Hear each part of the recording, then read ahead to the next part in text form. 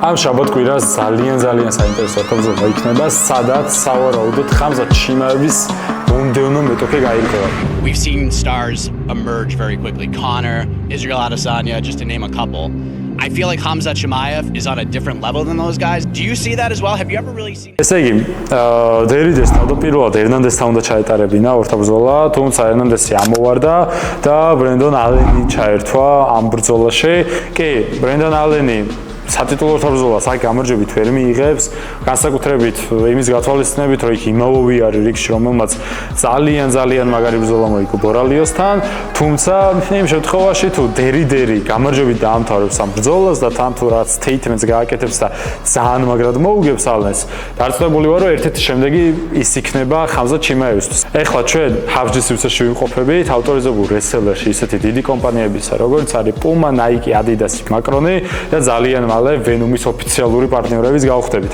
ეხლა კი მინდა რომ უშუალოდ ამ ბრძოლაზე ვისაუბრო.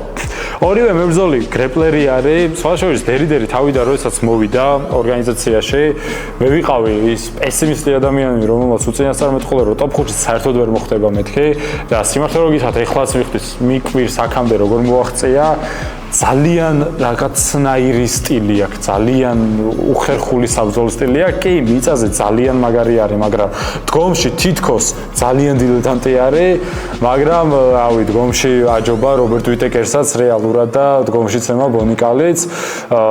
მიწაზე კი ნებისმიერისთვის ძალიან დიდი ხიფათის შექმნა შეუძლია მას.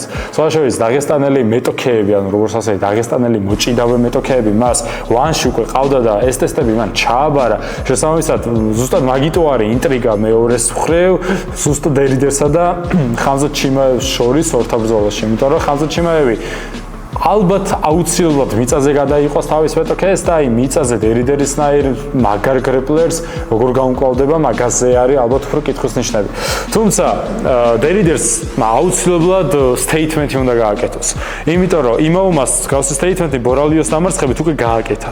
შესაბამისად იმავოვი ალბათ არის რა ერთ-ერთ მეორეზე მაინც პირველზე თუ არა მომლოდინეთა სიაში და ზუსტად დერიდერის პერფორმანსზე იქნება დამოკიდებული ის გადაასწრებს თუ არა იმავოს ამ სიაში თუ დაუთხოს ასე ვთქვათ კარს და იმავოს გაუშვებს ჯერ ხამზად ჩიმაევთან ორთაბრძოლაში. თუმცა ყველასთვის იქიდან გამომდინარე რომ იმავოვი უფრო სტრაიკერი არის და ჭიდაობაში მას რაღაც მინუსები უკვე ნაჩვენები აქვს აქამდე ორთაბრძოლებში.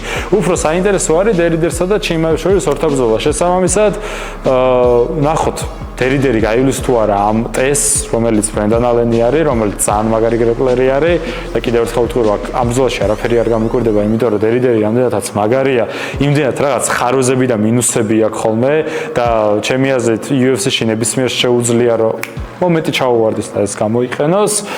შესაბამისად დაველოდოთ ამ შაბათ-კვირას და ნახოთ დაიბადება თუ არა შემდეგი კონტენდერი ხამზად ჩიმაევისთვის.